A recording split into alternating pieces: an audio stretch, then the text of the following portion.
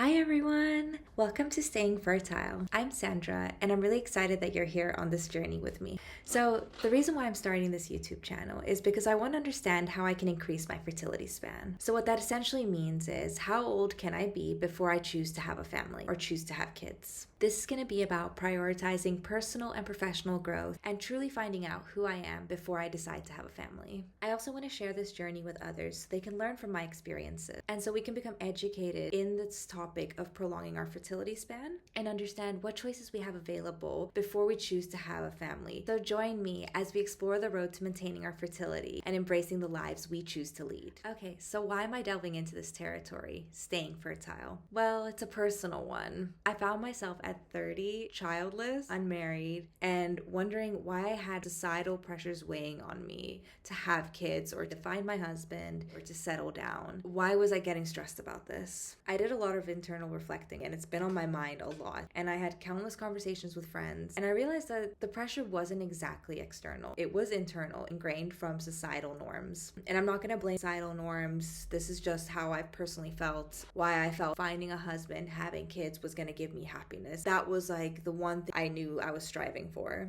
over almost anything else. So what am I doing here? It's pretty simple. I want to start a conversation around how to prolong fertility and I want to spread awareness and maybe, hopefully, even encourage a little population growth along the way. Because let's face it, population decline is a global issue that affects us all. People are having significantly less kids than the generation before. This is going to cause a strain in our society. Maybe not in our lifetime, but definitely in the next. Can you imagine a society where most of the population are above the age of 60? The financial and economical burden for the young is going to be immense, even for the richest countries. But we'll get more into that in the later videos. So how did all this start for me? It began last summer when I conceived the idea of staying fertile. I realized that I needed to do a lot more research into this topic before sharing anything with you. And that's when I stumbled upon this gem of a book.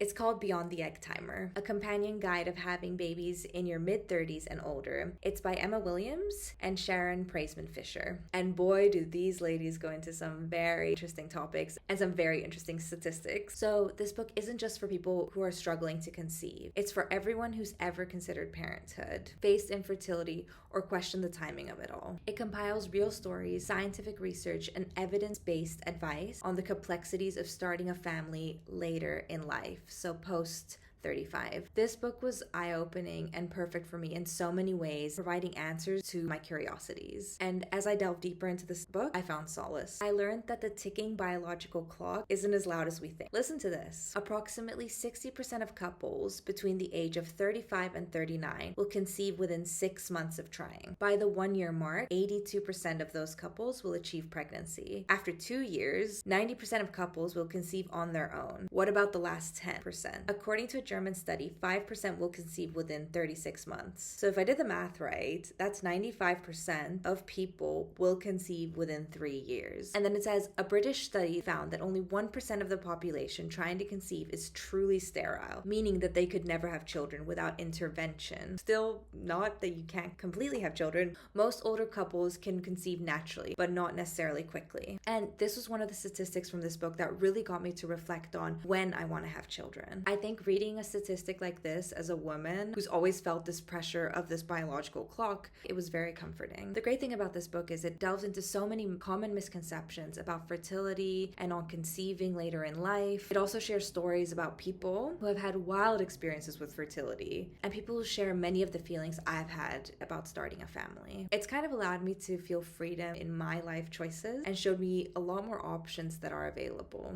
We're all on these unique journeys and our own paths, and that's okay. There are so many opportunities available to us no matter what we choose. So while I absolutely 100% want children, I've come to accept that there's no one size fits all for parenthood or deciding to have kids or having kids and just everything around that topic.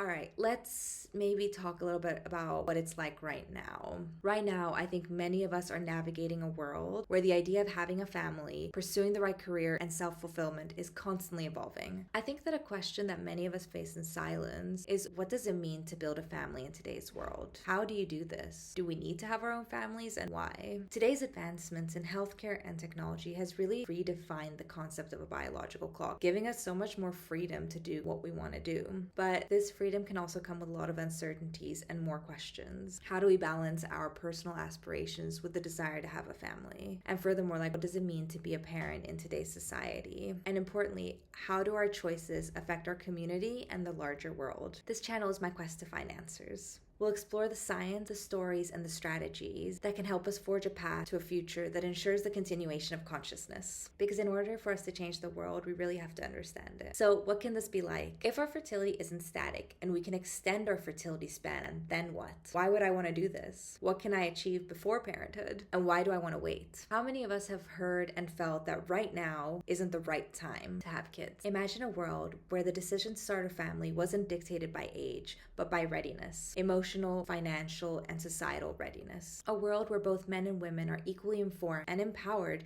to make choices about their fertility. Where conversations about reproduction are open, stigma-free, removing the stigma around fertility challenges and the choices we have around that. In this world, preventing depopulation isn't just about increasing birth rates. It's about creating supportive environments and societies for families, enhancing healthcare, and ensuring that every child born comes into a world that is prepared and eager to welcome them. So why should we even want kids? Having children is a deeply personal choice, and it's influenced by so many factors. For some, it's about passing on legacy and love. For others, it's about the joy of nurturing a new life. Not a lot of people think about having kids in order to prevent societal collapse, and that's fair enough. It's an interesting side effect, but the overall reason, hopefully, for having kids is to spread happiness. But really, when we talk about depopulation, what we're looking at is how each person's decision adds up to the overall outcome and how that affects us all.